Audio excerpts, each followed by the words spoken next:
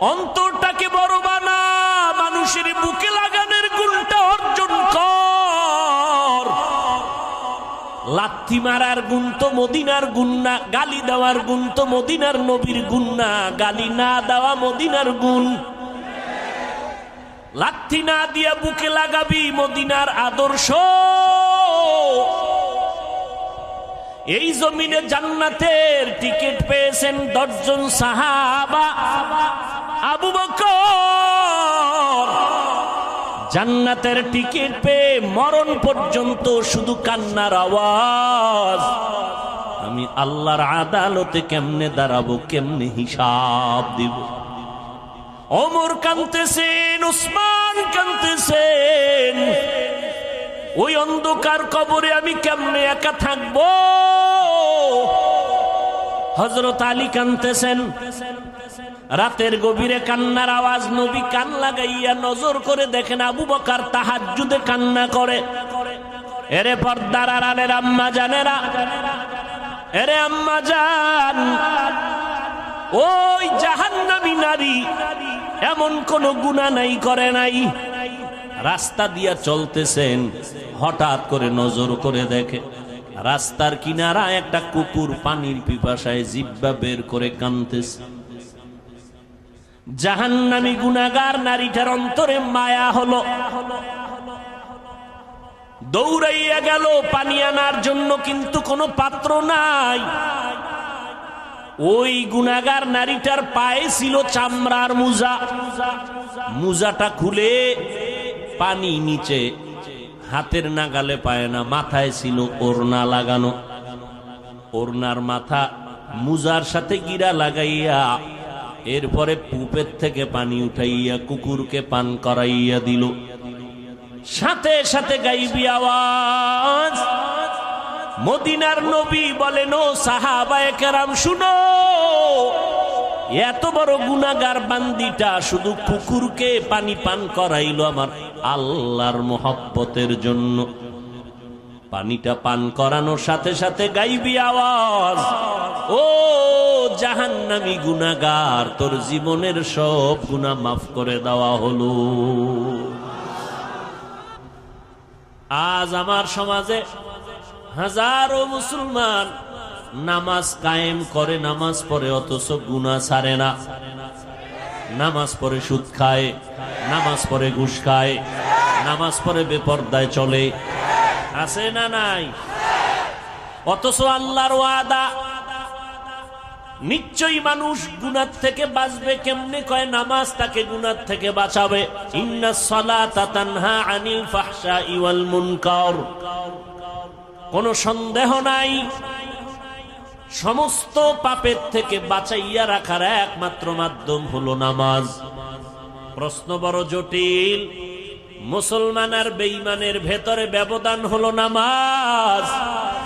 মদিনার নবী বলেন, বাইনাল আবদি ওয়া বাইনাল কুফরি তারকুস সালাহ। মুমিন আর বেঈমানের মধ্যে ব্যবধান হলো নামাজ। বেঈমানেরা নামাজ পড়ে না, মুমিনেরা নামাজ ছাড়ে না। প্রশ্ন বড় জটিল। মুসলমান কেন নামাজ পড়ে না? নামাজিরা কেন গুনাহ ছাড়ে না? মুসলমান কেন নামাজ পড়ে না? নামাজি বান্দা কেন গুনাহ ছাড়ে না? নামাজ পড়বে, গুনাহ থেকে বাঁচবে, কিন্তু নামাজ পড়িয়া মিথ্যা কথা বলবে কেন? নব মুসলিম রহমাতুল্লিল আলামিনের হাতে একজন নব মুসলিম নতুন মুসলমান হলো। নবীজি বললেন, ঈমান আনার পর প্রথম দায়িত্ব আপনার নামাজ আদায় করবেন।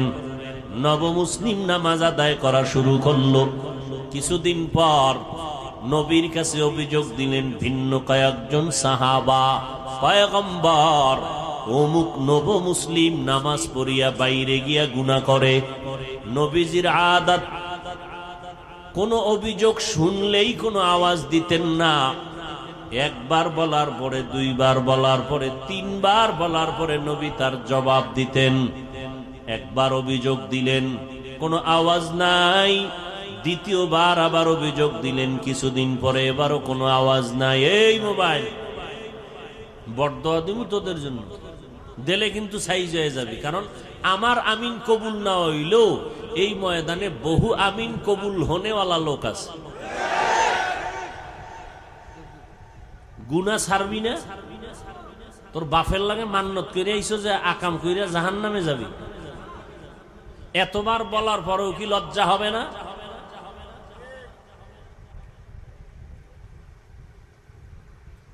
ভাইরা আমার, ছোট ছোট বাচ্চার হাতে মোবাইল, এর মা এর বাবা বলে দায়িত্বশীল মা বাপ, সন্তানকে ধ্বংস করার জন্য আর কি দরকার? আল্লাহ সবাইকে হেদায়েত দান করুন। পয়গম্বরকে তৃতীয়বার যখন অভিযোগ দিলেন,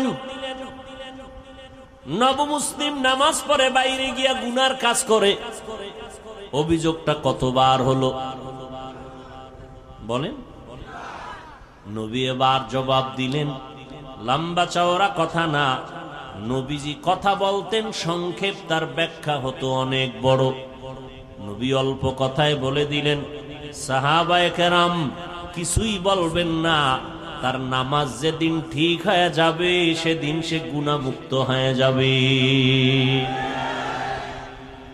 মকুন সুসুতি নামাজে পাঞ্জগানা ফাওয়াইলুল লিল মুসাল্লিনাল্লাযীনা মুমিনারা ইনামাজ ইমদাদ দা ইস্তাঈনু আয়াতে কুরআন বাখা আয়াতে কদ আফলাহারা ইয়াদকুন গৌর কুন্দর মানি আজ দিল সাদেকুন। ভাইরা আমার, নবী জবাব দিলেন অল্প কথায়, যেদিন নামাজ ঠিক হবে সেদিন গুনাহমুক্ত হয়ে যাবে। তাহলে নামাজ পড়িয়াও গুনাহ করে, কারণ কি বুঝলেন? কি বুঝলেন কারণ? নামাজ ঠিক হয় নাই। জমিনের মধ্যে সর্বশ্রেষ্ঠ জায়গা মসজিদ। قال النبي صلى الله عليه وآله وسلم أحب البلاد إلى الله مساجدها وأبغض البلاد إلى الله أسواقها। পয়গম্বর বলেন, জমিনের মধ্যে শ্রেষ্ঠ জায়গা হলো মসজিদ, আর সব থেকে খারাপ জায়গা হলো বাথরুম। কি ঠিক? বাথরুম কি? বাজার। নবী বাথরুম রে খারাপ না বলে বাজারকে খারাপ কেন বললেন? এর একমাত্র কারণ, মানুষ বাজারে গিয়া যেই পরিমাণ গুনাহ করে ফেলে ওই পরিমাণ গুনাহ বাথরুমে হয় না। উত্তম জায়গা আল্লাহর ঘর, যেখানে সেজদা দেয় মানুষ সেখানে কম যায়, বাজারে বেশি যায়। মনে হয় জানো গোপনে ইশারায় বলতে থাকে, নবী কথাটা মনে হয় ঠিক বলেন নাই। নবী যদি আমগো মনের মতো বলতেন, খারাপ জায়গা হলো মসজিদ, ভালোটা হলো বাজার। মানুষ বাজারের মধ্যে সময় বেশি কাটায়, মারপিট আর রং তামাশা সেখানে বেশি হয়। এবার বলবেন বাজারে তো নবীও যাইতেন, আমরা হুজুরেরাও তো বাজারে যাই, ব্যবসা করি। আবু বকর ব্যবসা করেছেন, আমাদের মাযহাবের ইমাম আবু হানিফা রাহমাতুল্লাহ আলাইহি ব্যবসা করেছেন, বাজারে যাইতেন সব নবীরা, সব আল্লাহওয়ালারা। এরপরও কেন বাজারকে খারাপ বললেন? বাজারে যাইতে নিষেধ নাই ও বান্দা, বাজারে গিয়া গুনাহ করা তোমার জন্য নিষেধ। জরুরত সারার জন্য বাজারে যাও, আবার ব্যাক করে ঘরে যাও, ওখানে বাজে কোনো কথা যেন না হয়, কারণ ব্যবসা করা হালাল। আহাল্লাল্লাহুল বাইআ ওয়া হাররামার রিবা, ব্যবসা আল্লাহ হালাল করেছেন, সুদ আল্লাহ হারাম করে দিয়েছেন। এরে নবীর আশিক, উত্তম জায়গা আল্লাহর ঘর, কিন্তু এই জায়গায় মানুষ ঢুকতে গিয়েও কোনো আল্লাহর ভয় অন্তরে রাখে না। আল্লাহর ঘরে যারা যাবে এরা জমিনের কোনো মেহমান না, এরা আমার মালিক রব্বুল আলামিনের মেহমান। এমপি সাহেব ডাকলে মানুষ কত সুন্দর সজ্জিত হইয়া এমপি সাহেবের ডাকে সাড়া দেয়। ও মানুষ, আপন কোনো আত্মীয়র বাড়ি গেলে পুরান জামা বাদ দিয়া নতুন ড্রেস পরিয়া যায়। আমার আল্লাহর বাড়ি নামাজে যারা যাও, তোমরা গেঞ্জি পরে যাও কেন? ময়লা জামা নিয়ে যাও কেন? আল্লাহর মেহমান তো আল্লাহর ঘরে আল্লাহর সাজে সজ্জিত হয়ে যাওয়া দরকার। সেখানে গেঞ্জি পরে যায়, টুপি নাই, জুতা নাই,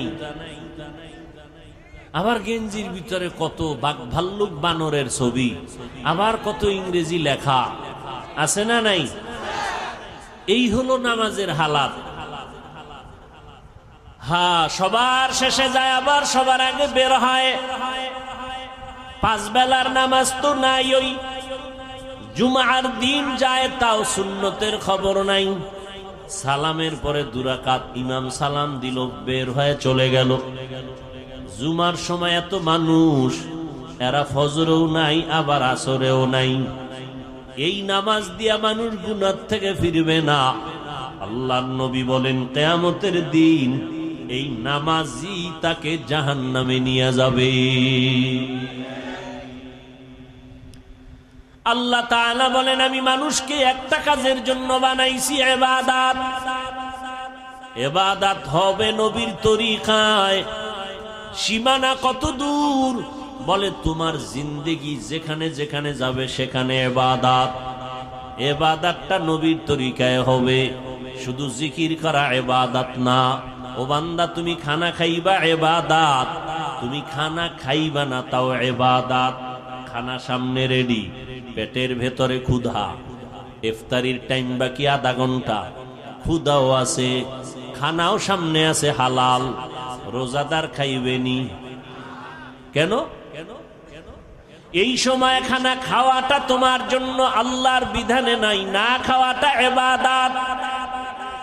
খানা হালাল কিন্তু খাওয়া কিনা ইবাদত না। রোজার হালাতে তোমার সামনে খানা, পেটেও ক্ষুধা, তারপরও খাওয়া যাবে না, কারণ আল্লাহর বিধানে নাই, নবীর তরিকায় নাই। এই সময় খানা ক্ষুধা থাকলেও খাওয়া যাবে না, না খাওয়া ইবাদত। নামাজ পড়ো ইবাদত, নামাজ না পড়াটাও ইবাদত। রোজা রাখা যেমন ইবাদত, একটু আগেই কিন্তু জবাব দিয়েছি রোজা না রাখাটাও ইবাদত।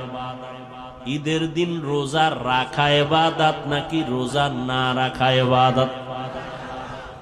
সূর্য যখন ডুবে, সূর্য যখন উঠে, তখন নামাজ পড়া ইবাদত নাকি না পড়া ইবাদত?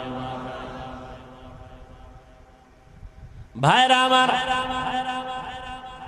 নামাজ পড়া যেমন ইবাদত, না পড়াটাও ইবাদত। সব হতে হবে আল্লাহর জন্য, মদিনাওয়ালা নবীর তরিকায়। কিন্তু বড় দুঃখ, আল্লাহকেও চিনি না, মদিনাওয়ালা নবীর আদর্শ তরিকাও চিনি না। এখন আমরা কেমনে ইবাদত করব, সিস্টেম কেমনে জানবো? মদিনার নবী এক ঠিকানা দিয়া গেছেন, ওই ঠিকানায় গেলে ইবাদত শিখবা, তরিকাও পাইবা। ওই ঠিকানার নাম হলো উলামায়ে আহলে হকের সোহবত। ইলমে রায়ে জাজু করদন বেহিসাব, খুলকে রাদাদান জওবে বাসওয়াব, হক না দারদ দোস্তে খলকা জারে রাহ, নিস্তে ই খসলত একে দিনদারে রাহ। আল্লাহর জন্য ইবাদত করো, অল্প হলেও নাজাতের জন্য যথেষ্ট। আল্লাহ বেশি আমলের জন্য তোমাকে টাইট করেন নাই, তাকিদ দেন নাই, বরং আল্লাহ কোরআনের এক জায়গায় বলেন আল্লাযী খালাকাল মাউতা ওয়াল হায়াতা লিয়াবলুয়াকুম আইয়ুকুম আহসানু আমালা। আমি তোমাকে জমিনের মধ্যে পাঠাইছি পরীক্ষা করে, যাচাই করে দেখব কারা উত্তম আমল করে। আকসারু আমালা বলেন নাই, আহসানু আমালা। বেশি আমল আল্লাহ চান না, আল্লাহ চান অল্প আমল, তবে আমলটা হতে হবে আল্লাহর জন্য। ইবাদত কার জন্য? মা খালাকুতুল জিন্না ওয়াল ইনসি বাখা, জুজ ইবাদত নিস্তে মাকসুদ আজ্জাহা। আল্লাহর এক বান্দি, নারী না পুরুষ? আল্লাহ তাআলার এক বান্দি, এমন কোন গুনাহ নাই করে নাই, গুনাহের সাগর, জঘন্যতম গুনাহের মধ্যে লিপ্ত হয়ে নারীটার জিন্দেগিটাকে গুনাহের ফাউন্ডেশন বানায় ফেলল। হেদায়াতের মালিক কে? আর জোরে বলেন, মান ইয়াহদিল্লাহু ফাহুয়াল মুহতাদ ওয়া মান ইউদ্লিল ফালান তাজিদা লাহু ওয়ালিয়াম মুরশিদা। আল্লাহ চাইলে হেদায়াত দিবেন তো হয়ে যাবে, আল্লাহ যদি চান না হেদায়াত দিবেন না, সে হেদায়াত পাবে না। আল্লাহ যদি হেদায়াত না দেন, পৃথিবীর কারো ক্ষমতা নাই তাকে হেদায়াতের দরজা দিয়ে ঢুকাবেন। ভাইরা আমার, আমার নবী যার কোনো তুলনা নাই, যেই নবীর মতো নবী নাই। কেমন নবী আমার, যে নবীর চেহারা মোবারকে একটা নজর দিলে দীর্ঘদিনের ক্ষুধা নিবারণ হয়ে যায়। আরো আস্তে করে বলেন, কেমন নবী আমার। কপাল বড় খারাপ, আমরা সেই নবীরে চিনলাম না, বহু বিধর্মীরা চিনে চিনে আজ কালেমা পড়েছি। মুসলমানের ঘরে জন্ম নিয়ে নবীকে চিনলি না রে যুবক। যদি নবীকে চিনতে রে বাবা, ওই নবীর আদর্শ জবাই করতা না, বেঈমানের পা চাটা গোলাম হইতা না। কেমন মায়ার নবী আমার, 23 বছরে এমন এক আদর্শ নবী রেখে গেলেন, কিয়ামত পর্যন্ত নতুন কোন আদর্শের প্রয়োজন হবে না। আমার নবীর আদর্শই পাওয়ারফুল এবং পারফেক্ট, কিয়ামত পর্যন্ত কোনো সংশোধনী লাগবে না। যদি কোনো মুনাফিক আওয়াজ দিয়ে কয় সেই 1500 বছর আগের ইসলামটাকে একটু মডিফাই করা দরকার, সেই মুহাম্মদের 1500 বছর আগের পুরানো আদর্শ একটু চেঞ্জ করা দরকার, জুতা হাতে নিয়ে জানায় দাও রে বেঈমান, তোর বিবেকটাকে পরিশুদ্ধ করা লাগবে, চেঞ্জ করা লাগবে। মুহাম্মদের আদর্শ কিয়ামতের আগে চেঞ্জ করার প্রয়োজন হবে না। এই কোন ইহুদি, কোন খ্রিস্টান, কোন হিন্দু, কোন বৌদ্ধ, কোন বিধর্মী আজ পর্যন্ত বলার সাহস পায় নাই মুহাম্মদের আদর্শকে চেঞ্জ করো। কে পেয়েছে? ইসলামের ব্যানারওয়ালা একদল মুনাফিকরা বলে 1500 বছর আগের সেই ইসলামকে মডিফাই করা দরকার।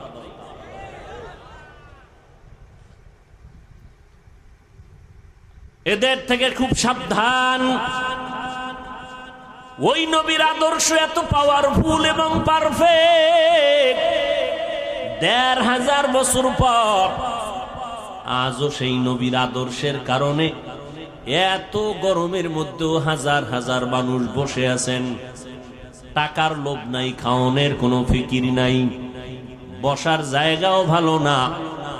কোন এমপি সাহেব এতগুলো মানুষ যদি এক জায়গায় বসায় রাখতে চাইতেন, আসা যাওয়ার অগ্রিম গাড়ি ভাড়া দিতে হতো, ঠিক নি? বসার জন্য ভিআইপি ব্যবস্থাপনা, এরপরে ফাঁকে ফাঁকে নাস্তা, না হয় চেয়ারের বাড়ি, এরপরে নিয়ন্ত্রণের জন্য কত আইন শৃঙ্খলা বাহিনী। কিন্তু তাকাইয়া দেখো এতগুলো মানুষ এখানে বসছে, আসা যাওয়ার ভাড়া দেওয়া হয়েছে, বরং ফাঁকে দিয়া কিছু টাকা রেখেও দিল দ্বীনের নিসবতে দান হিসাবে। অনেক আবেগওয়ালা মুমিন পুরা টাকা দিয়া দিয়েছে দ্বীনের জন্য, প্রয়োজনে হেঁটে হেঁটে ঘরে যাবে। বসার ভিআইপি ব্যবস্থা, কথা বলেন না কেন? অনেকে দাঁড়ানো, বসার কোনো জায়গা নাই। কে ধনী, কে গরিব, কে শিক্ষিত, কে মূর্খ, কোনো ভেদাভেদ নাই। ফাঁকে ফাঁকে কোনো পানীয় নাস্তার আয়োজন, নিয়ন্ত্রণের জন্য কোনো আইন শৃঙ্খলা বাহিনী। এতগুলো মানুষ র্যাব, আর্মি, পুলিশ, বিডিআর দিয়াও নিয়ন্ত্রণে রাখা যায় না। আর এতগুলো মানুষ, বসার কাইফিয়াত নাই, জায়গা সুন্দর না, খানারও আয়োজন নাই, টাকারও কোনো ব্যবস্থা নাই, যাবে কেমনে ঘরে তারও কোনো চিন্তা নাই, চুপচাপ বসে আছে। একটু চিন্তা করা দরকার, এটাকে কেউ না কেউ পেছন থেকে নিয়ন্ত্রণ না করলে তো হয় না। যিনি কুদরতের দ্বারা নিয়ন্ত্রণ করেন তিনি আমার আল্লাহ। ওই আল্লাহকে এখনো চিনো না রে যুবক? কই আজকে এত দুশ্মন সারা দুনিয়া জুড়ে?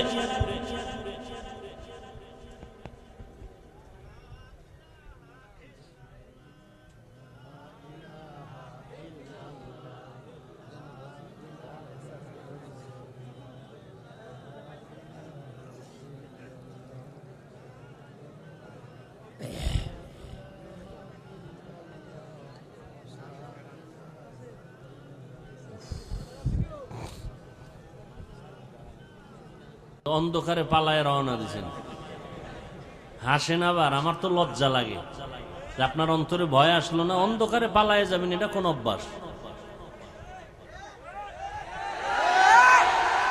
ঠিক বে ঠিক বুঝে বইলেন, বদনাম কিন্তু আপনাদেরই। ভাইরা আমার, সারা পৃথিবী জুড়ে এত দুশ্মন,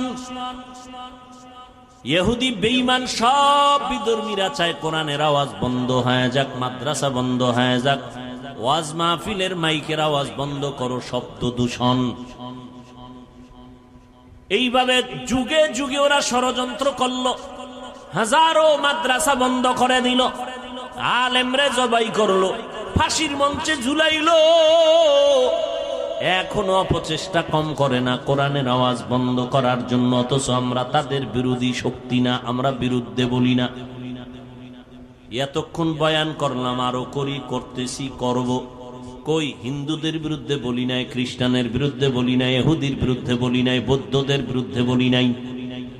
এমন কি আমাদের ভেতরগত মুসলমানের ভেতরে কত দল আর কত মত।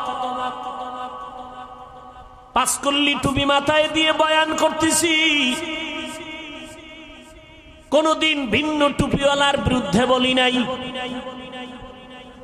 অথচ তাদের কাছে একটু জিজ্ঞাসা করতে মনে চায়, তুমি আমার সাদা টুপির বিরোধিতা কেন করো? কওমি মাদ্রাসায় লেখাপড়া করলাম, আজ পর্যন্ত আলিয়ার বিরুদ্ধে বলি নাই, স্কুল কলেজের বিরুদ্ধে বলি নাই। তাদেরকে জিজ্ঞাসা করতে মনে চায়, হযরতের আপনারা কওমির বিরোধিতা কেন করেন?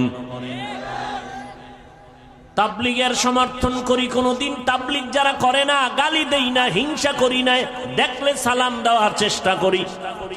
জিজ্ঞাসা করতে মনে চায়, আপনি কেন তাবলীগের বিরোধিতা করেন? ইয়া নবী সালামু আলাইকা বলিয়া যারা দাঁড়াইয়া নবীর টান দিয়া মদিনার থেকে নিজের বুকের সাথে নিয়ে আসেন স্টেজে, আমরা গালিও দেই না, হিংসাও করি না, দেখলে সালাম দেই। কিন্তু জিজ্ঞাসা করতে মনে চায়, আমরা যারা ইয়া নবী সালামু আলাইকা বলি না, আপনাকেও খারাপ জানি না, আপনি কেন আমাকে খারাপ জানেন? এত বয়ান করি, একটা ইচ্ছা করে কাউকে আঘাত করার মূলক কোনো কথা বলি না। দুই একটা কথা যদি অনিচ্ছায় হয়ে যায়, আল্লাহর কাছে বারবার ক্ষমা চাই। বয়ানের শেষে মোনাজাতে তওবা করি, ক্ষমা চাই। কারণ যে যেই লাইনেই হই না কেন, এখানে কত লাইনের মানুষ, কেউ সাদা টুপি, কেউ কালো টুপি, কেউ বসে নবীরে সালাম দেয়, দরুদ পড়ে, কেউ দাঁড়ানো, কেউ কওমি, কেউ আলিয়া, কেউ চরমনাই, কেউ তাবলিগ, আছে না? কিন্তু আমাদের দিলের তামান্না এবং অন্তর বড়, আমরা সব কথার একটা কথা দিয়ে দিলটারে সান্ত্বনা দেই। কে চরমনাই, কে উজানি, কে বাহাদুরপুর, কে নানুপুর, কে তাবলিগ, কে কোন দলের মানুষ, কে কোন টুপি পরে জানার দরকার পড়ে না। আমগো জানার একটাই পর দরকার হলো, আমরা যে যেই লাইনে থাকি আমরা সবাই আল্লাহর গোলাম, মদিনাওয়ালা নবীর উম্মত, মুসলমান। কি অন্তরে জায়গা দিতে মন চায় না? না, কি পরিমাণ অন্তর লইয়া ঘুরেন যে আমগো মতো বান্দারে দেখলেই চান্দি গরম। কি অন্তর এত ছোট কেন? পুঁটি মাছ খান না? বড় মাছ খাবেন, মাছের মাথা খাবেন, দিল বড় হবে। আমি পাঁচকল্লি মাথায় দিয়ে আপনাকে তো গালি দিই না, আপনার গালি কেন? ও গালি দেওয়া সুন্নত না? কি আপনার পীর সাহেবের সুন্নত না মদিনার সুন্নত? এরে যুবক, অন্তরটাকে বড় বানা, মানুষের বুকে লাগানোর গুণটা অর্জন কর। লাথি মারার গুণ তো মদিনার গুণ না, গালি দেওয়ার গুণ তো মদিনার নবীর গুণ না, গালি না দেওয়া মদিনার গুণ। লাথি না দিয়া বুকে লাগাবি মদিনার আদর্শ। যদি বান্দার দিলটা নরম থাকে আলহামদুলিল্লাহ, গরম থাকলে বেশি বেশি রোজা রাখো, মদিনার নবীর উপরে দরুদ পড়ো, দিল ঠান্ডা হয়ে যাবে। দরুদ পড়লে কি জেলাভি লাগবে? এটা কোন কথা? হাঁটতে, চলতে, উঠতে, বসতে সব সময় নবীর দরুদ পড়ো। দরুদ কম হবে না বেশি? দরুদ পড়লে কি দাঁড়াইতে হইব? তাহলে ঘুমাবাও দাঁড়াইয়া। কেউ যদি বিছানায় শুয়া শুয়া দরুদ পড়ে সওয়াব হবে না গুনাহ? যত পারো দরুদ পড়ো। এরপরেও মা বাবা সন্তানের মাঝে ঘরের ভিতরে তর্ক হয়নি। এই যুবকেরা সোজা হ, দিল সোজা কর, তোর মাথা সোজা করতে কই নেই।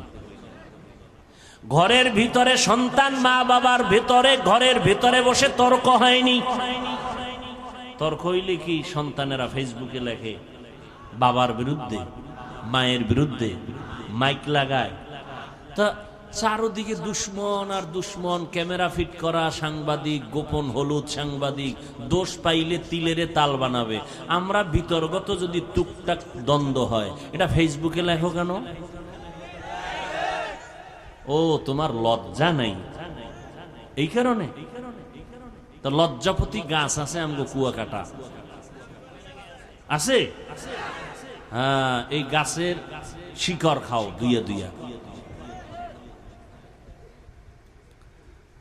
পয়গম্বর বলেন লা ঈমানা লিমান লা হায়া আলা, আল্লাহর কসম আমার সোনার বাংলাদেশে নাস্তিক আছে হাতে গোনা কয়েকটা,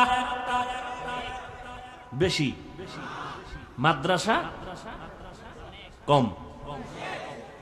পীর মুরিদি, মুসলমান, মসজিদ, আলেম ওলামা, ছাত্র। আমাদের সামনে কথা বলতে হলে তো অনুমতি নেওয়া দরকার ছিল, কথা ঠিক না? আমরা কেন দুর্বল? একমাত্র কারণ আমাদের ভেতরে একতাবদ্ধতা নাই। এটাই ইহুদির চূড়ান্ত slogan, divided and rule policy. একটা জাতিকে ধ্বংস করে দেওয়ার জন্য দলে দলে বিভক্ত করে দাও। আর না আজকে আমরা যদি আল্লাহর গোলাম, রসুলের উম্মত, মদিনার নবীর আশেক মুসলমান হিসাবে এক ব্যানারে থাকতাম, এই সোনার বাংলায় টুপিওয়ালাদের সামনে কথা বলতে হলে অনুমতি নিতে হতো। কিন্তু টুপিওয়ালার বিরোধিতা হিন্দু করবে কখন? তুমি তো করতেছো। ইমামের পিছনে নামাজ পড়া বাইরে গিয়া ইমামের বিরোধিতা করে, এরকম মুসলমান আশেক নাই? কিতনা বড় নিমক হারাম। আবার বাবায় মরলে কা হুজুর আইয়েন একটু দোয়া ভরেন, আছে না নাই? আল্লাহ হেদায়েত দান করেন। ও যুবক, তুমিও মুসলমান, আমিও মুসলমান। তোমার আল্লাহ আমার আল্লাহ আলাদা না, এক। তোমার নবী আমার নবী এক, তোমার কোরআন আমার কোরআন এক, তোমার কাবা আমার কাবা এক, তোমার ধর্ম আমার ধর্ম এক। তুমি আমি দুনিয়াতে আসছি এক। নাকি লঙ্গি ভরে আসছো? বিদায় বেলাও সিস্টেম হবে এক। কাফন হবে কয়টা? কথা হয় না। কালার হবে আলাদা। তাবলিগলাদের কাফনের কালার আলাদা। এই দেশে নামদারি সুন্নি যারা, তাদের কাফনের কালার হবে আলাদা, কালো। কাফনের সংখ্যা 3টে, কালারও সবার এক। কে তাবলিগ, কে চরমনাই, কে ওয়াহাবি, কে সুন্নি, কে কওমি, কে আলিয়া, কে আওয়ামী লীগ, কে বিএমপি, কে এমপি, কে মন্ত্রী, কে ধনী, কে গরিব, কে মাওলানা, কে মুফতি, কে বক্তা, কে শ্রোতা। কাফনের ভিতরে যেদিন ঢুকবি সেদিন দেখবি বাহাদুরি আর সে।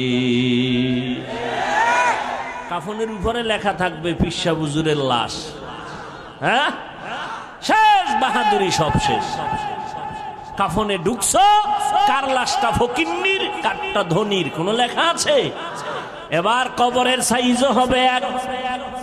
কবরের মধ্যে রেখে মাটি পাড়াইয়া দিবে, শুধু পীর সাহেবের সাথে একটা মাইক লাগানো থাকবে, টেলিফোনের যোগাযোগ করবে। কবরের ভিতরে একটা ব্লুটুথ সিস্টেমের মেশিন থাকবে যোগাযোগের জন্য। হ্যাঁ, সব কবরের সাইজও সমান। মাটি দিয়া যখন সবাই বিদায় হবে, 2জন ফেরেশতা সবার কবরে আসবে।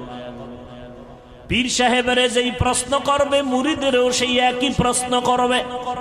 হিন্দু বৌদ্ধ খ্রিস্টান সবার বেলায় প্রশ্ন 3টা, সব একই প্রশ্ন, কমন প্রশ্ন। রবের পরিচয় দাও, ধর্মের পরিচয় দাও, রাহমাতুল লিল আলামিনের পরিচয় দাও। তুমি কয় টাকার মালিক, কত এলেম ওয়ালা, জানার দরকার। প্রশ্ন 3টা। পরীক্ষা চলতেছে না ছেলেরা এখন? ও যুবক, দুনিয়ার পরীক্ষার প্রশ্নপত্র ফাঁস হইয়া গেলে আগুন জ্বলে সবার অন্তরে। প্রশ্নপত্র ফাঁস হয়ে গেল, পরীক্ষার মান দুর্বল হয়ে গেছে।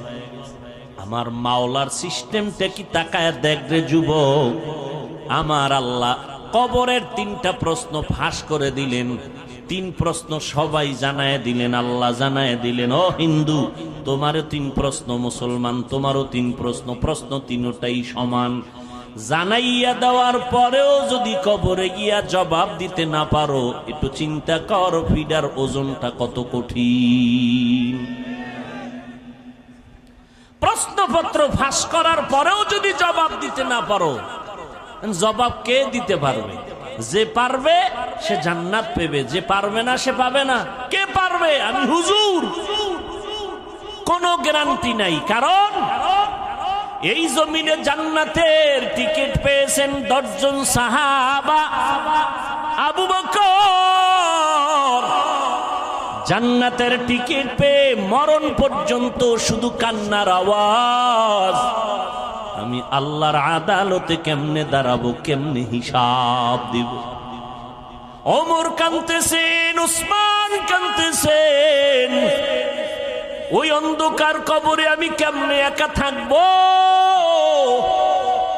হযরত আলী কাঁদতেছেন, অথচ তাদের নামে জান্নাতের টিকিট রেডি। কয়জন? এই জোরে কও যুবকেরা। রাতের গভীরে কান্নার আওয়াজ। নবী কান লাগাইয়া নজর করে দেখেন আবু বকর তাহাজ্জুদে কান্না করে। জান্নাতের টিকিট পেয়ে যদি কাঁদেন, তো আপনার আমার উপায় কি? ও বাহাদুরেরা, এরে পর্দার আড়ালের আম্মা জানেরা আসেনি? এরে আম্মা জান, ওই জাহান্নামী নারী এমন কোন গুনাহ নাই, করে নাই। রাস্তা দিয়া চলতেছেন, হঠাৎ করে নজর করে দেখে রাস্তার কিনারা একটা কুকুর পানির পিপাসায় জিহ্বা বের করে কাঁদতেছে। জাহান্নামী গুনাহগার নারীটার অন্তরে মায়া হলো, দৌড়াইয়া গেল পানি আনার জন্য, কিন্তু কোনো পাত্র নাই। ওই গুনাহগার নারীটার পায়ে ছিল চামড়ার মোজা, মোজাটা খুলে পানি নিচে, হাতের নাগালে পায় না, মাথায় ছিল ওড়না লাগানো, ওড়নার মাথা মুজার সাথে গিরা লাগাইয়া এরপরে পুপের থেকে পানি উঠাইয়া কুকুরকে পান করাইয়া দিল। সাথে সাথে গাইবি আওয়াজ, মদিনার নবী বলেন, ও সাহাবায়ে কেরাম শুনো, এত বড় গুনাহগার বান্দিটা শুধু কুকুরকে পানি পান করাইলো আমার আল্লাহর মোহাব্বতের জন্য। পানিটা পান করানোর সাথে সাথে গাইবি আওয়াজ, ও জাহান্নামী গুনাহগার, তোর জীবনের সব গুনাহ মাফ করে দেওয়া হলো। এই জন্য কোন ছোট নেক আমলকে ছোট মনে করে ছেড়ে দিবেন না, কারণ একটা ছোট আমল যদি আল্লাহ কবুল করে দেয় এটাই আপনার জন্য বড় পাওয়া। আবার ছোট গুনাহকে গুনাহ মনে করে করবেন না, কারণ একটা ছোট গুনাহে যদি আল্লাহ দইরা ফেলায় আপনার জীবন শেষ। আল্লাহর আর একজন বান্দি জীবনভর নেক আমল করেছে, আগের বান্দি জীবনভর গুনাহ করছে, আর এই বান্দি জীবনভর নেক আমল করেছে। মরণের আগে সামান্য একটা অপরাধ করলো, আল্লাহর ভিন্ন একটা মাখলুক একটা বিড়ালকে ঘরের মধ্যে বাইন্দা খাঁচায় আটকায়া দিছে, নিজেও খানা দেয় না, বিড়ালটা বাইরে গিয়ে খাবে সেই সুযোগও মহিলাটি দেয় নাই। বিড়ালটা খাঁচায় বসে ধুকে ধুকে না খেয়ে মরে গেল। মদিনার নবী বলেন, ও সাহাবায়ে কেরাম, মহিলার জীবনের এত নেক আমল এই সামান্য একটু অন্যায়ের কারণে আল্লাহ সব আমল বরবাদ করে মহিলাকে জাহান্নামী বানায় দিছে। একটা বিড়ালকে কষ্ট দিলে যদি এই অবস্থা হয়, ও মানুষ, তুমি মানুষ হইয়া মানুষকে কিভাবে কষ্ট দাও? মানুষের ইজ্জত দিয়ে কেমনে তুমি সিনিমিনি করো? মানুষের ইজ্জতের উপরে কেমন হামলা করো? আমার আল্লাহ তো বিচারক আছে, তোমার এত পেরেশানি কেন? সাধারণ মানুষের ইজ্জত নষ্ট করো, সেখানেও কিছুটা চিন্তা করার সুযোগ আছে, কিন্তু আলেমের ইজ্জত নিয়ে যদি টানাটানি করো তোমার উপায় কি হবে রে বাবা? আল্লাহ তাআলা সব কথার একটা শেষ মোহাব্বতের ডাক দিয়া বলে, বান্দা এত কথা শুই না, ভয় পাইস না, আয় তওবার দরজা দিয়া ঢোক। 70 বছর পর্যন্ত যদি গুনাহ করো, তওবার মতো যদি একটু তওবা করে চোখের পানি ছেড়ে দাও, আমি তোর 70 বছরের গুনাহ একটা সেকেন্ডে মাফ করে তোরে পবিত্র বানায় দিব। ও যুবক, ও পর্দার রানের আম্মা জানেরা, কয়দিন আর বাহাদুরি করবেন? আপনারাও মা, নবীদের মাও যারা ছিলেন তারাও মা, সাহাবায়ে কেরামের মাও মা, আপনারাও মা। খাদিজা রাদিয়াল্লাহু আনহা নবীর স্ত্রীও মা, আপনারাও মা। আয়েশা রাদিয়াল্লাহু আনহা নবীর স্ত্রী, আমাদের মা, আপনারাও মা। হাফেজে কোরআনের মা ও মা, আপনারাও মা। ও মা, এত সম্মান আল্লাহ দিয়েছেন, নবী দিয়েছেন, ইসলাম দিয়েছেন আপনাদের।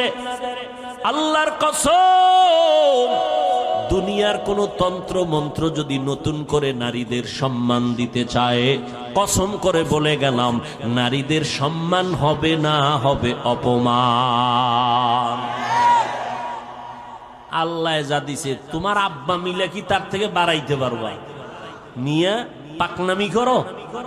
মোবাইলওয়ালা মোবাইল বানাইছে, মোবাইলটা চালাইলে সুস্থ থাকবে কেমনে তার ক্যাটালগ দিয়েছে। গাড়িওয়ালা গাড়ি বানাইয়া গাড়িটা কিভাবে চালাইলে সুস্থ থাকবে তার ক্যাটালগ দিয়েছে। আল্লাহ বানাইছেন মানুষ, আসমান আল্লাহ বানাইলেন আমার জন্য, জমিন আল্লাহ বানাইলেন মানুষের জন্য, সূর্যের আলো আমাদের জন্য, চাঁদের আলো আমাদের জন্য, বাতাস আমাদের জন্য।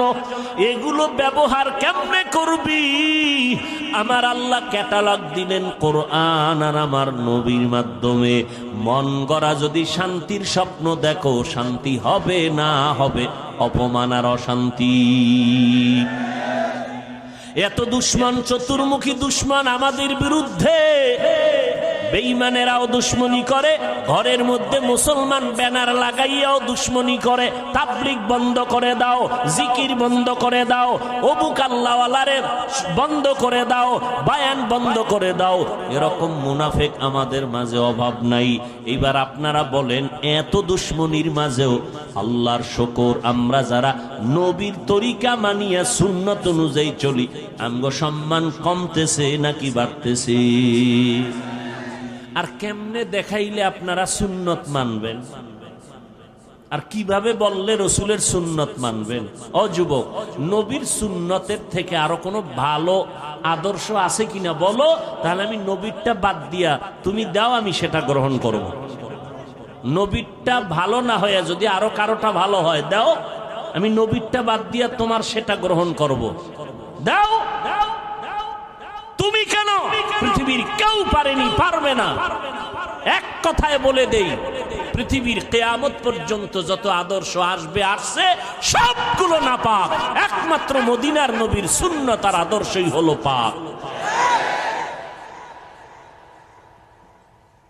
অতএব তুমি নবীর সুন্নাত মানবা না তো হিন্দুরা মানবে। আমার নবীর তরিকা, কেমনে চুল কাটবা, কেমনে চুল রাখবা, নবীর সুন্নাত নাই। নবীরটা ভাল লাগে না? বেঈমানের পা চাটো, আবার দাবি করো আশেকে রসুল। লজ্জা করে না? লজ্জাপতি গাছের শিকড় খা। আঙ্গুলের নখগুলো কেমনে রাখবি রে যুবক? আল্লাহরে সাক্ষী রেখে বল, নখ কাটার মধ্যে আমার নবীজির আদর্শ আছেনি? বেঈমানেরটা মানো কেন? মোহাম্মদেরটা ভাল লাগে না, আবার আশেকে রসুল দাবি করো। এই চাপাবাজির ভ্যালু কি? আমার নবীর সুন্নত, পানিটা কেমনে পান করবা সেখানেও নবীর সুন্নত, জুতা দুইটা কেমনে পায়ে পরবা সেখানেও নবীর সুন্নত, জামাটা কেমনে খুলবা পরবা সেখানেও নবীর সুন্নত। মানলে তুমি সুন্নি, মানবা না তুমি নবীর বড় দুশ্মন। তোমার পোশাকের মধ্যে নবীর সুন্নত কই? তোমার আঙ্গুলের নখ কাটার ভেতরে নবীর তরিকা কই? জীবনে ঘড়িয়াতে দেই না, ওয়াজের কারণে টাইম দেখা লাগে, এই জন্য মাঝে মাঝে দেই, তাও ডান হাতে দেই। বাদশাহ হারুন রশিদের যুগে ঘড়ির জন্ম, এর আগে ঘড়ি ছিল না এই সিস্টেমে। ডান হাতে দেই কেন? ছাত্র জীবনে ওস্তাদ বলেছেন সেই ছোটবেলা, এই ছেলে বাম হাতে ঘড়ি দিবি না যদি কখনো দাও, কারণ কোন মুরব্বী যদি তোর ওস্তাদ সমতুল্য কয় টাইম কত, বাম হাতটা সামনে নিবি না ডান হাতটা নিবি। গুনাটুনা কিছু নাই, কিন্তু আদবের একটা বিষয় আছে, কোনো গুনাটুনা নেই। ভাইরা আমার, আর তুমি শিক্ষকের সামনে বিড়ি টানো না, হাসো কেন? লজ্জা করে না? কানতে থাক বেটা, কানতে থাক। শিক্ষকের সামনে বিড়ি টানে, মোবাইলে কথা বলে, আরো কত অপরাধমূলক কাজ করে, কোনো সীমা নেই। এখনো এত বড় বক্তা হইয়াও চেষ্টা করি ওস্তাদ পাইলেই জুতা দুইটা হাতের মধ্যে নিয়ে টানি। মা বাবার জুতা এখনো ধুইয়া দেই। কি শিখেছ? আদব কি শিখেছ? রাস্তা দিয়ে হাঁটলে কোনো মুরব্বীর পাশে যদি থাকি, সূর্যের ছায়া পড়লে চেষ্টা করি আমার ওই মুরব্বীর ছায়ার উপরে যেন আমার পাও না পড়ে। এটা গুনাটুনা কিছু না, যত আদব দেখাবো তত আল্লাহ খুশি হবেন। আর মায়ের সামনে, বাবার সামনে মোবাইল চালাও, টেলিভিশন দেখো, নাচ গান দেখো, লজ্জা করে না? ঘড়িটা হাতে দিয়া বাম হাতে দৌড়াও, বান্ধবী নিয়ে আড্ডা দিতেছো, মা বাবার সামনে লজ্জা করে না? কয় কিসের লজ্জা, আব্বা আম্মাও তো এই পথের যাত্রী। ও আম্মা জান, আপনার ছেলেটাকে ডাক্তার বানাবেন, কলিজা দিয়া দোয়া করে গেলাম, ইঞ্জিনিয়ার বানাবেন, প্রফেসর বানাবেন, এসপি বানাবেন, তবে দাবি হলো বেয়াদব বানাবেন না। আপনার সন্তানের ব্যবহারে যেন কোনো আলেম কষ্ট না পায়, আপনার সন্তানের আচরণে এলাকার কোনো মুরব্বী যেন কষ্ট না পায়, আপনার সন্তানের আচরণে যেন সবাই দোয়া করে। আরে এমন আদর্শ সন্তান যদি বানাইতে হয়, আব্বা আম্মাকে আগে আদর্শওয়ালা হওয়া দরকার। ও যুবক, পেছনের গুনাহ থেকে এখনো সুযোগ আছে, তওবা করো। নবীর তরিকার মালা গলায় লাগাও, দাড়িটা লম্বা করো, 5 বেলার নামাজ পড়ো, মা বাবার খেদমত করে দোয়া নাও, আলেম ওলামাদের দোয়া নিয়ে আমল শুরু করে দাও। তোমার মতো যুবক, আমি বলি না আমগো মতো হুজুর হও না, একবারও না। তুমি যেই লাইনেই আছো ওই লাইনে থাকিয়া নবীর তরিকা মতে চলো, নামাজ পড়ো। তোমার মতো যুবক সন্তান স্কুল কলেজে পড়ে, 5 বেলার নামাজি, মিথ্যা বলবা না, বলো আছে না নাই? তুমি পারো না কেন? আগামীকালকে ওই ছেলে মেয়েদের পাও ধোয়া পানি নিয়ে খালি পেটে 3 বার পান করবা, যে তোরা স্কুল কলেজে পড়ো, নামাজ পড়ো, আমি কেন পারি না, কপাল খারাপ, আব্বা আম্মার বরদোয়া লাগছে আমার কপালে। ও যুবক, তোমার মতো যুবক সন্তান তাকায়া দেখো, র্যাব আর্মি পুলিশ বিডিআরের চাকরি করে দাড়িওয়ালা নামাজি আছে না নাই? তুমি কেন পারবা না? মই নদীর মধ্যে মাছ ধরে, নামাজ ছাড়ে না, জমিনে কৃষি কাজ করে, নামাজ ছাড়ে না, তুমি কেন পারো না? এরে আম্মা জান, আপনার মতো কত মা এলাকায় দেখবেন এখনো 5 বেলার নামাজ পড়ে, তাহাজ্জুদও পড়ে, নাই? এরে আম্মা জান, কেন আপনি পারবেন না? ভালো সন্তান যদি চান, আপনাকে ভালো হতে হবে। ভালো ফল খাইতে চাইলে গাছকে ভালো করতে হবে, ভালো গাছ থেকেই ভালো ফল আসবে। এরে আম্মা জান, এখনো সময় আছে, তওবা করেন। সন্তানের হাত ধরিয়া বলেন, বাবা আর নামাজ ছাড়বি না, মা বাবারে কষ্ট দিবি না, ওলামায়ে কেরামের কথা মেনে আমল করবি, নবীর তরিকা মেনে চলবি। তোরে আমি আদর্শ ডাক্তার বানাইয়া যেতে চাই, তোকে আমি আদর্শ ইঞ্জিনিয়ার বানায় যেতে চাই। আমি মরিয়া গেলে তুই কোরআন পড়ে পড়ে দোয়া করবি আর মানুষের ডাক্তার হয়ে সেবা করবি। আল্লাহর কাছে দোয়া করেন, তওবা করেন। ও যুবক, আল্লাহর কাছে তওবা করো। গুনাহের কথা স্মরণ করে আমার আল্লাহকে যদি বলতে পারো, আল্লাহ হায়াতের মালিক তুমি, ইজ্জতের মালিক তুমি, মৌতের মালিক তুমি, আজকে থেকে তওবার নিয়ত করে ফেললাম, নবীর সুন্নতের বাহিরে চলবো না, হারাম খাবো না, দাড়ি কাটবো না, মা বাবাকে কষ্ট দিব না, নবীর তরিকার বাহিরে চলবো না, ওলামায়ে কেরামের সুন্দর পরামর্শ নিয়ে আমল করব, 5 বেলার নামাজ ঠিক মতো আদায় করব, যত কষ্টই হোক না কেন আর নামাজ বন্ধ করব না। মোবাইলের গুনাহের থেকে নিজেকে বাঁচাইয়া রাখার চেষ্টা করব। তওবা করার মতো যদি খাঁটি অন্তরে নিয়ত থাকে, আমার আল্লাহ তওবার দরজা দিয়া ডাকতেছেন, বান্দা চোখের পানি ছেড়ে তওবা করো, আমি জীবনের সব গুনাহ মাফ করে দিব। তওবার যদি নিয়ত অন্তরে থাকে, তবে এটাও সত্য কথা, 13টা বছর নবীকে দেখলো, চেহারা দেখলো, বয়ান শুনলো, কালেমা পড়ে নাই আবু জাহাল। আর ওমরের মতো বান্দা নবীর গর্দান কাটার জন্য আসিয়া কালেমা পড়ে মুসলমান হয়ে গেল। এই জমিনেও কিছু মানুষ এমন থাকবে, কাট্টাস পাথরওয়ালা অন্তর নিয়ে ওয়াজে বৈশা কান্না করে বিদায় হয়ে তওবা করে যাবে, আর নামাজ ছাড়বে না। আবার ওই আবু জাহালের মতো পাথরওয়ালা অন্তর, হাজারো বয়ান শোনার পরেও সে কখনো তওবার নিয়ত করবে না। মন শয়তানের ধোকায় পড়ে বলবে, এত ইবাদত করে কি লাভ, এত সুন্নাত মানিয়া কি লাভ। কপাল পোড়া হইয়া আবার ওয়াজের প্যান্ডেল থেকে বিদায় হবে। তবে যাদের অন্তর তৈরি হয়ে গেছে তওবা করার জন্য, গলায় ছুরি আসলে মরে যাবে আর নামাজ ছাড়বো না, বেপরদায় চলবো না, দাড়ি কাটবো না, মা বাবারে কষ্ট দিব না, নবীর তরিকার বাহিরে চলবো না, ওলামায়ে আহলে হকের পরামর্শ নিয়ে চলবো। তওবা করার মতো যদি কারো নিয়ত হয়, খাঁটি তওবার নিয়তে 2 হাত আমার আল্লাহকে দেখাইয়া দাও। আয় আল্লাহ হাতগুলো কবুল করে নেন, তওবা কবুল করে নেন, তওবার উপরে মজবুত হইয়া চলার মতো তৌফিক দান করেন। আমিন। আলহামদুলিল্লাহি রাব্বিল আলামিন। والصلاة والسلام على سيد الأنبياء والمرسلين وعلى آله وأصحابه أجمعين يا أرحم الراحمين يا أرحم الراحمين يا أرحم الراحمين رب ارحمهما كما ربياني صغيرا اللهم إنك عفو كريم تحب العفو فاعف عنا اللهم إنا نسألك رضاك والجنة ونعوذ بك من سخطك والنار اللهم إنا نعوذ بك من البرص والجنون والجذام وسيء الأسقام উদয়ার মালিক গুনাহের বোঝা নিয়ে আপনার দরওয়াজায় হাজির। দুনিয়াতে যেদিন আসছিলাম কত পবিত্র, মা বাবা কত আনন্দ করেছিলেন। আজ শয়তানের ধোকায় পড়ে সেই জীবনটাকে গুনার দ্বারা নাপাক করে ফেলেছে। গুনার কারণে আমার হাত নাপাক, আমার চোখ নাপাক, আমার জিহ্বা নাপাক, আমার নাক। আয় আল্লাহ, তওবার নিয়তে হাত তুলিছি, আর গুনাহ করব না রে আল্লাহ।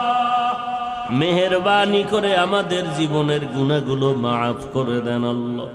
সারা দুনিয়াবাসীকে মাফ করে দেন, পর্দার আড়ালের মা বোনদের মাফ করে দেন আল্লাহ। সুন্নাতওয়ালা জিন্দেগি আমাদের দান করেন। আয় আল্লাহ, সারা দুনিয়াবাসীকে মাফ করে দেন। বাংলাদেশ শান্তির দেশ বানায় দেন। প্রশাসনিক ভাবে যারা কাজ করে দিনদার বানায় দেন। জনপ্রতিনিধির দায়িত্ব যারা পালন করে দিনদার বানায় দেন।